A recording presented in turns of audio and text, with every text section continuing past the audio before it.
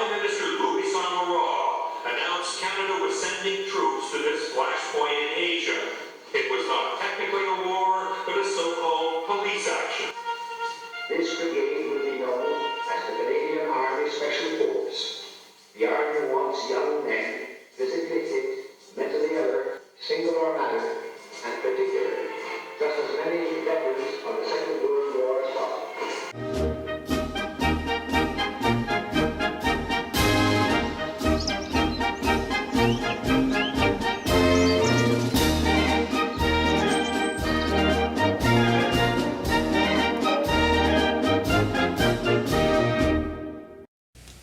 Bonjour, je me présente, Mario Gagnon, retraité du service incendie de la ville de Chicoutimi et cofondateur de la caserne de Joie, Saguenay. Aujourd'hui, je vous invite pour une raison très spéciale dans ma famille. Je veux vous présenter mon père, Roméo Gagnon, ancien combattant, vétéran et médaillé de la guerre de Corée. Il va nous raconter son aventure avec les forces spéciales du 2e bataillon du Royal 22e Régiment.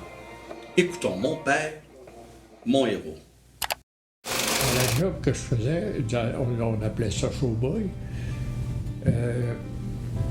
Fallait penser que le poêle, il fallait qu'il chauffe toute la nuit, par rapport qu'il était en pleine saison d'hiver, puis les camps, ça laissait passer un peu d'air. Et après ça, il fallait que j'aille aider ma mère à la cuisine pour préparer le déjeuner. Et puis s'il y avait besoin d'eau, ben alors il fallait que j'attelle le cheval pour aller chercher les tonnes d'eau sur le lac pour elle continuer à faire sa cuisine. J'ai dit à ma mère dans ce temps-là, j'ai dit, maman, si dans un mois, j'ai pas réussi. D'abord, j'avais une place où aller. Je me ramassais chez ma soeur, la plus vieille. J'ai dit, si je ne réussis pas à me trouver du travail dans un mois, je reviendrai et je vous demanderai pardon.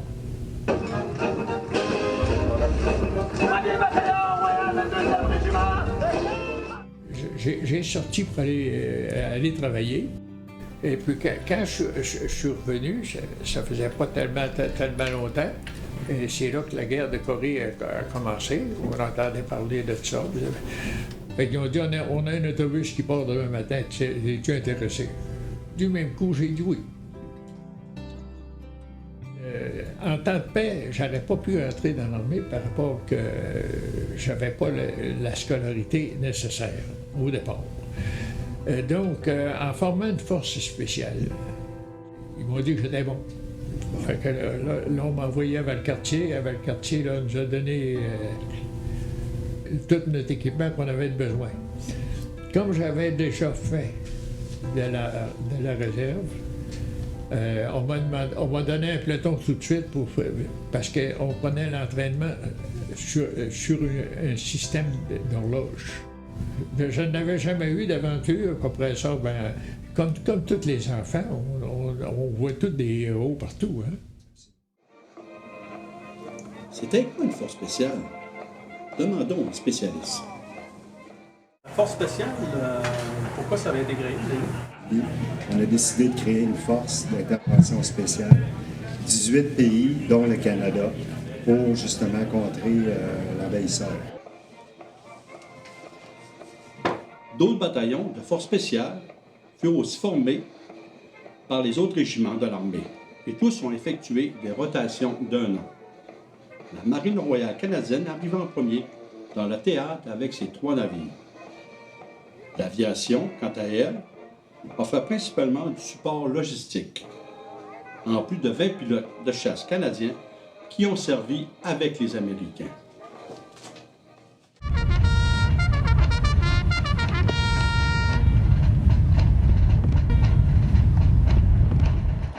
En septembre, on a pris le train de nouveau et on est allé passer notre entraînement à Fort Lewis, où, selon les rumeurs, c'était une station temporaire de quelques mois parce qu'on devait aller sur l'île Okinawa pour s'entraîner avant d'aller en Corée.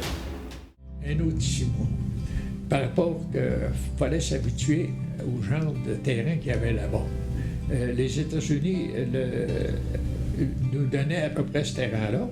On a été faire un ski de 1 mois, tout près du Mont-Sainte-Hélène, dans la base du Mont-Sainte-Hélène. Et puis on a goûté, même en été, on a goûté à l'hiver. C'était comme si on était là-bas. Il y avait un ennemi imaginaire, mais l'ennemi était là.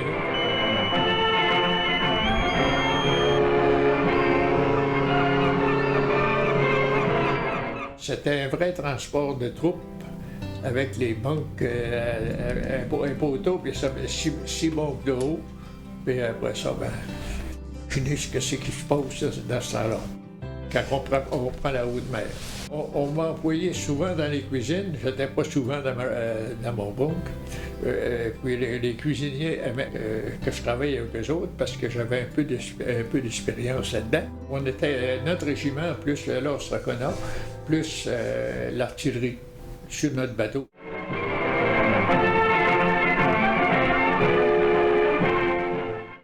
On a eu l'impression qu'on était dans une latrine en débarquant.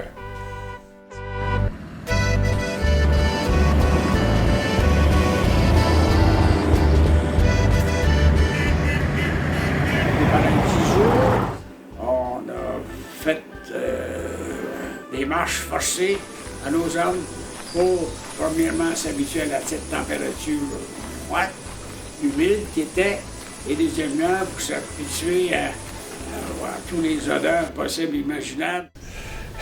Ça sentait pas bon.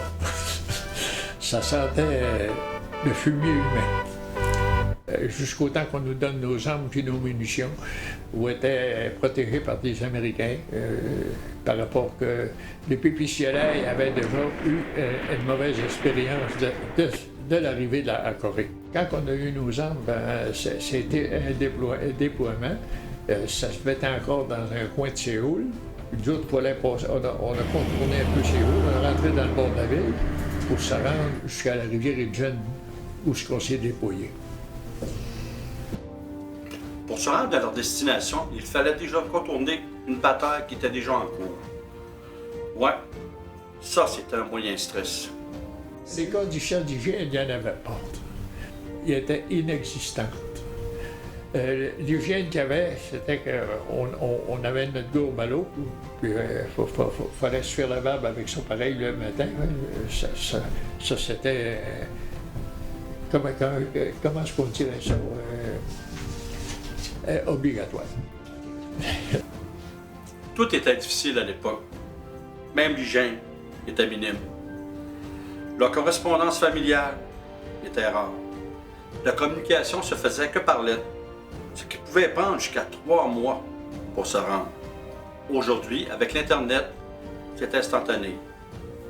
Et que ça devait être un méchant isolement.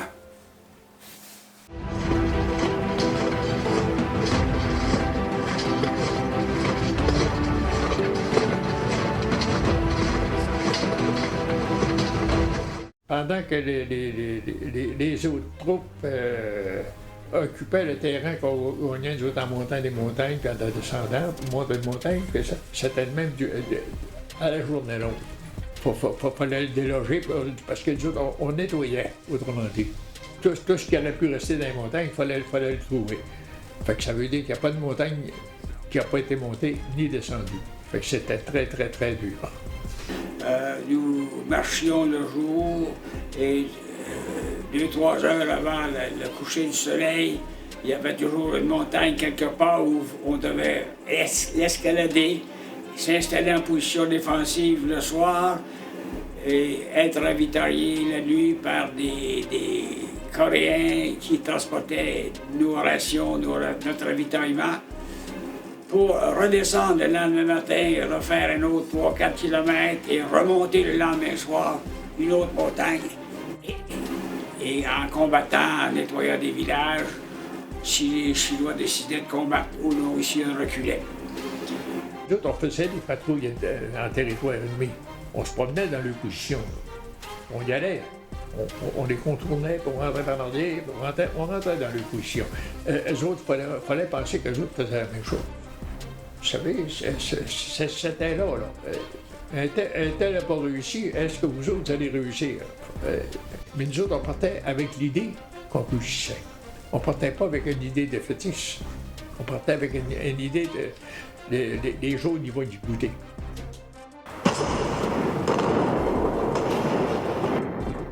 Les Américains ont été pris au dépourvu. Ils étaient tellement certains qu'ils gagnaient. Ça, ils étaient rendus aux limites. Quand on est rentré là, nous autres, là, ils étaient aux limites juste tout près de la Chine. Et puis là, les Chinois sont embarqués, puis ils les ont refoulés jusqu'à Poussane. Où est-ce que nous autres, on mettait 100 hommes, les autres en avaient quoi, 9 000. Il ne fallait pas tenir compte du nombre. Pour nous autres, c'était naturel.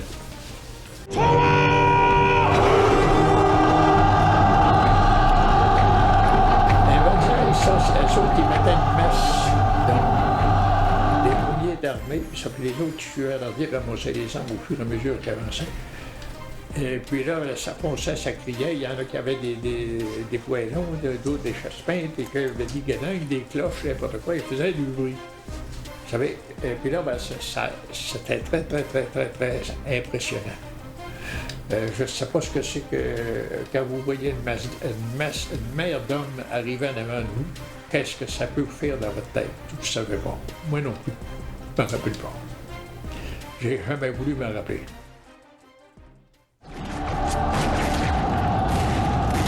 Les vrais héros qu'on a eus en Corée, moi, je les ai vus là. Quand une personne dit que des personnes se battent pour qu'au moins que quelques-uns puissent s'échapper. Ça prend quelqu'un qui, premièrement, fait son devoir, fait sa job telle qu'elle est supposée être faite. Il y en a beaucoup qui s'imaginent que ça prend un héros. Non, ça prend un homme, point, pour gagner une médaille.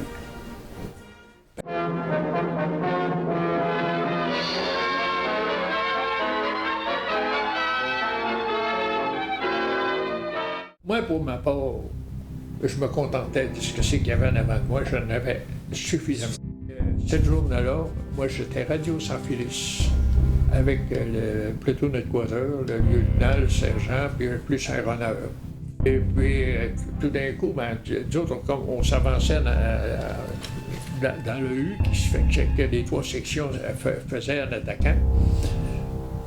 On a vu un trou s'ouvrir devant nous autres.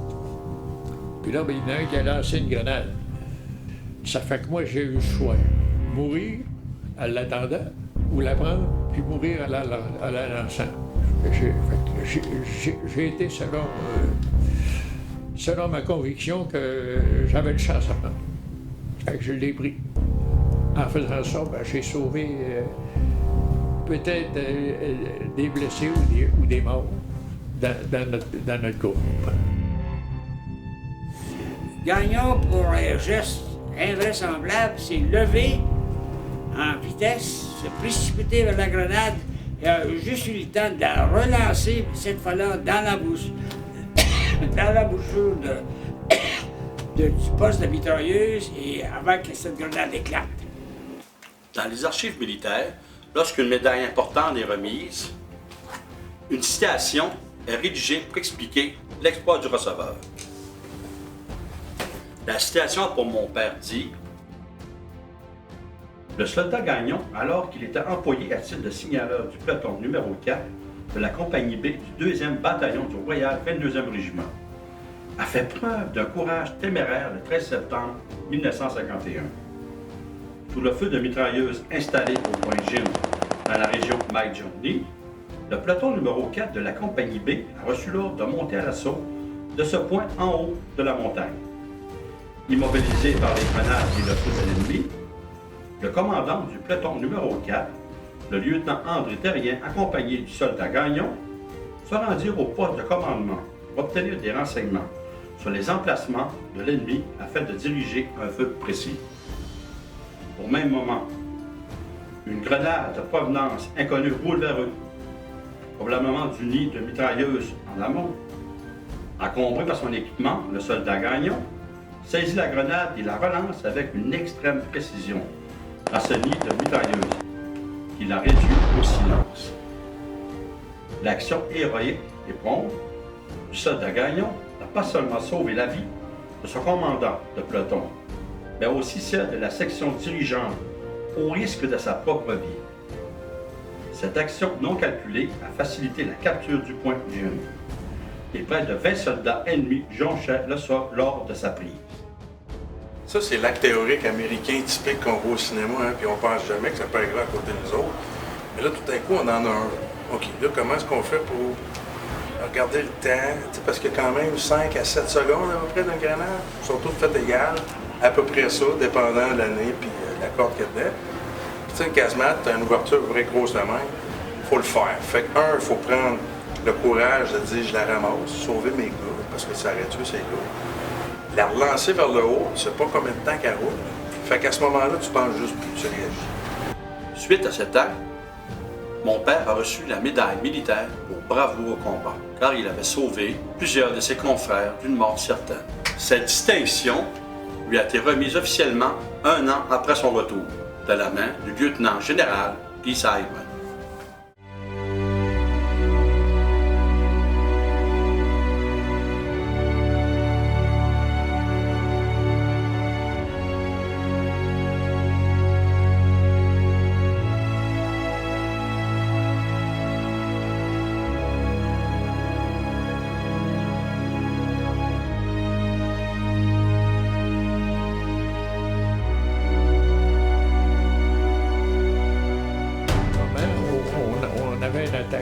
Qui s'en venait chez nous autres, et puis on commençait à répondre. Et puis mon compagnon qui était à côté de moi a eu une balle dans le front. Et puis il a commencé à se plier. Fait que là, moi j'ai dit, c'est pas le temps de s'écraser, c'est le temps de tirer. Puis là, je me suis aperçu que. Fait que là, j'ai pris le temps de le placer comme il faut, puis j'ai continué le combat. C'est aussi simple que ça. On ne pouvait pas se servir du télescope sans être désigné pour le faire. Maintenant, qu'est-ce qui arrivait à l'autre bout, ça, on ne sait jamais. On ne l'a jamais su. On ne peut jamais dire si on a tué quelqu'un. On a beau être franc-tireur, on a beau être n'importe quoi, on ne peut jamais le dire. On tire sur une cible qu'on ne voit plus. Plus de 26 000 Canadiens ont servi pendant ce conflit. Malheureusement, 516 n'en sont pas revenus.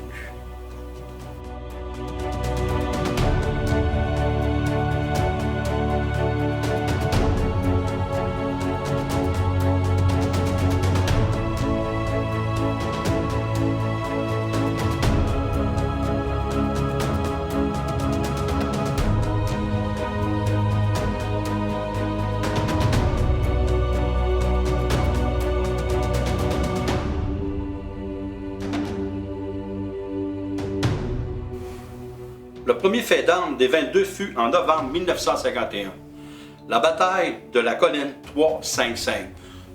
Cette colline représentait un important promontoire pour y établir de nombreuses positions défensives. Suite à plusieurs échecs par des alliés, le lieutenant-colonel Jacques Dextras, commandant du régiment, a décidé de prendre le contrôle du 355.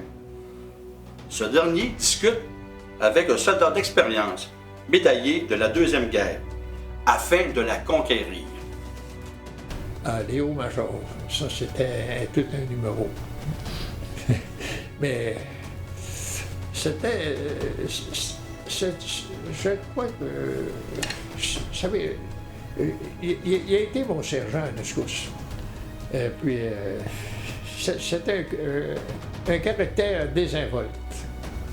Vous savez, il se foutait de tout. Puis tire pas, lui il était là, puis il se promenait, puis... vous savez, c'est difficile d'expliquer un gars comme ça. Le sergent Léo Major, détenteur de la médaille de conduite distinguée, décède et ses compatriotes du 22 s'accaparent du 355. Et sera l'endroit où le Canada aura subi leur plus grande perte. 16 décès et 44 blessés. L'exploit étant que ces 18 castors ont résisté à plus de 14 000 Chinois durant 4 jours. Suite à cette action mémorable, le sergent Léo Major a obtenu une barre à sa DCM. Le journaliste qui ont été là ont fait très peu. Il y avait René Lévesque. Il m'a questionné pour savoir qu'est-ce qu'on avait fait, pourquoi j'avais fait ça, ainsi de suite, quand ils m'ont décoré ma médaille. René Lévesque, je l'ai vu, moi, en Corée, pas longtemps, parce qu'il n'est pas resté longtemps. Entre autres, un soir, ça c'était la grosse farce, il a demandé, il a exigé de Texas qu'il aimerait ça absolument aller sur une patrouille de nuit. Alors, on lui a organisé une patrouille de nuit avec son cinéaste, tout ça. Ils n'ont jamais rien eu, ils n'ont pas eu d'ennemis, rien, ils sont revenus les bredouilles. Mais ils voulaient le type questionner les gens, les soldats, puis c'était bien. Mais lui, il aurait voulu avoir de l'action. Il pensait que c'était une grosse farce, cette histoire, mais c'était pas une grosse farce, c'était une question de vie ou de mort.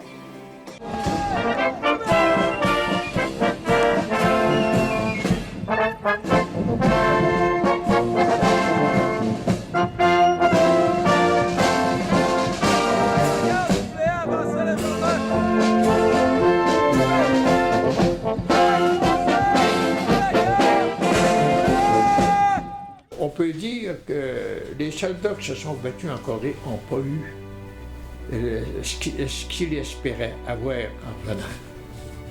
On a débarqué incognito.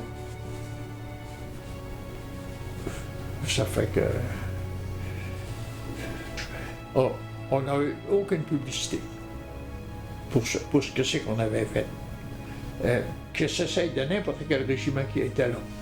Ils n'ont jamais eu la publicité qu'ils auraient dû avoir. Et là, ils nous ont emmenés au camp.